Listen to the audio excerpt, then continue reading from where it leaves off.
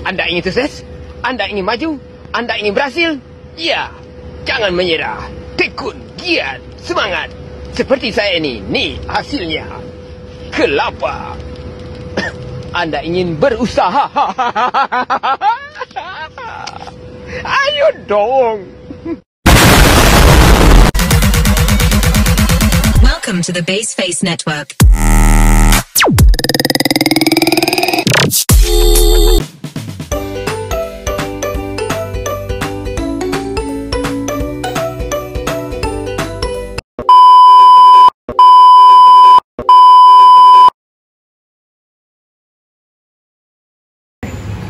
Assalamualaikum warahmatullahi wabarakatuh. Saya Siti Rahmadani Nasution dengan NIM 142455338 dari kelas AKM 1 ingin memenuhi tugas kesehatan reproduksi, yaitu menjelaskan tentang organ reproduksi pria dan wanita.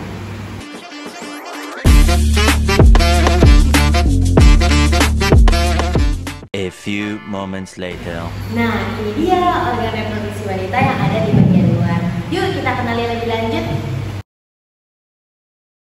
Nah, di sini ada mons pubis. Mons pubis ini adalah daging yang berfungsi untuk melindungi tulang kemaluan. Lalu di sini ada klitoris.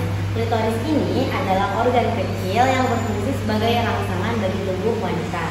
Nah, lalu di sini ada urethral opening. Ini adalah tempat keluarnya urin bagi wanita. Nah, di sini ada labia majora. Labia majora merupakan bibir besar yang melindungi organ reproduksi wanita di bagian luar. Nah, lalu ada labia minora, merupakan bibir kecil yang melindungi organ reproduksi wanita di bagian dalam termasuk vagina. Nah, lalu ada di sini yang namanya vagina. Vagina merupakan tempat masuknya penis, keluarnya darah haid, dan keluarnya bayi pada proses melahirkan. Yang terakhir ada anus. Anus adalah tempat keluarnya tinja dari tubuh manusia termasuk wanita.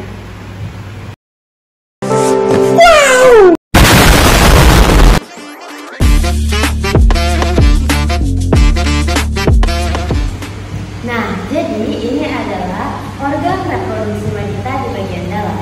Yang pertama ada vagina. Vagina memiliki fungsi untuk masuknya penis, keluarnya darah pada masa menstruasi, dan keluarnya bayi pada saat proses lahir. Ini ada yang namanya cervix. Cervix memiliki fungsi untuk menghubungkan uterus dengan vagina. Di cervix ini memproduksi lendir yang akan mengalirkan sperma dari vagina menuju uterus saat masa ejakulasi atau masa berhubungan seksual. Nah, selanjutnya kita melihat di sini ada yang namanya saluran cervix. Fungsinya sebagai jalannya sperma. Lalu di sini juga terjadi yang namanya proses seluruhnya darah menstruasi, dan di sini adalah sebagai tempat pelindung organ reproduksi wanita dari bakteri. Nah, selanjutnya di sini ada perineum yang berfungsi sebagai pelindung bagian luar. Nah, lalu ada myometrium yang memiliki fungsi yang akan mengembang pada saat masa kehamilan dan nantinya akan berkontraksi pada masa lahiran untuk mendorong bayi keluar. Lalu di sini ada yang namanya endometrium.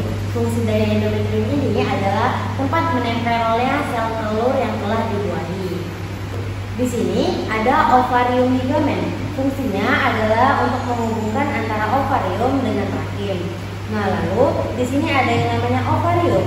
Ovarium adalah tempat berkembangnya sel telur yang telah dibuahi dan tempat di mana kita melihat masa kesuburan seorang wanita. Ada uterus.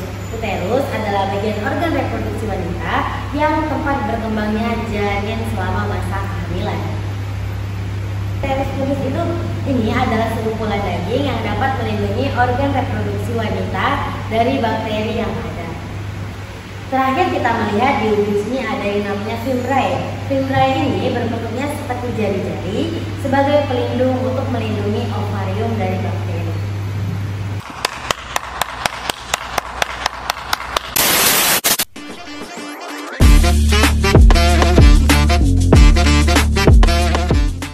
Nah, selanjutnya saya akan menjelaskan tentang organ reproduksi pria di bagian dalam. Yang pertama, di sini ada kelenjar penis atau yang biasa kita ketahui kepala penis yang berfungsi untuk menjaga ketegangan aliran air urin agar tetap lurus. Nah, lalu kepala penis ini juga berfungsi sebagai rangsangan bagi pria. Lalu di sini ada jaringan erektil yang berfungsi untuk menjaga ketegangan dan kekokohan pada saat ejakulasi. Nah, lalu di sini ada yang namanya uretra. Di uretra ini tempat keluarnya air mani dan urin. Nah, kalau di sini ada yang namanya kelenjar Cowper atau dua kelenjar kembar yang berfungsi untuk menghasilkan lendir yang menjadi pelumas pada saat ejakulasi dan menjaga keasaman vagina pada saat berhubungan seksual. Nah, lalu di sini ada yang namanya kelenjar prostat. Di sini adalah tempat memproduksinya air mani, tempat yang menutup uretra pada saat ejakulasi dan menjaga mundurnya ejakulasi. Nah, selanjutnya di sini ada ampela vas deferens. Di sini adalah tempat penyimpanan air mani. Nah, lalu di sini ada vesicula seminalis, tempat menghasilkan air mani. Dan di sini ada yang namanya ureter. Ureter berfungsi untuk menyalurkan urin dari ginjal menuju kandung kemih. Nah, lalu di sini ada vas deferens, berfungsi untuk menyalurkan sperma pada saat ejakulasi terjadi.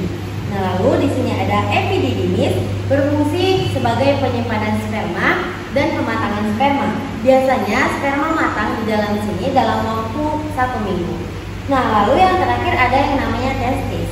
Testis ini menghasilkan hormon testosteron atau biasa kita kenal hormon seks pada pria. Oh, okay.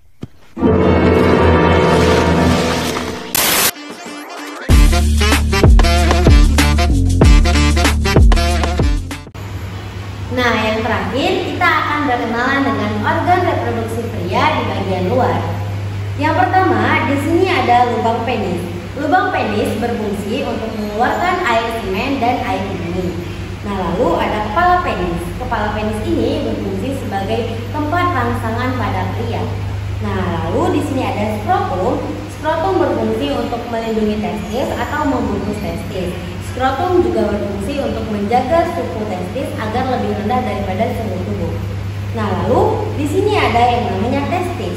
Testis ini menghasilkan hormon testosteron atau hormon seks pada pria.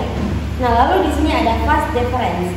Vas deferens berfungsi untuk mengeluarkan sperma pada saat ejakulasi terjadi. Nah, lalu ada uretra. Uretra berfungsi untuk mengeluarkan urin dan air mani. Nah, lalu ada kelenjar prostat. Kelenjar prostat ini berfungsi untuk memproduksi air mani, memproduksi air mani, menutup uretra pada saat ejakulasi, dan mencegah ejakulasi mundur. Lalu yang terakhir di sini ada kandung kemih. Kandung kemih adalah tempat penyimpanan urin yang ada di tubuh.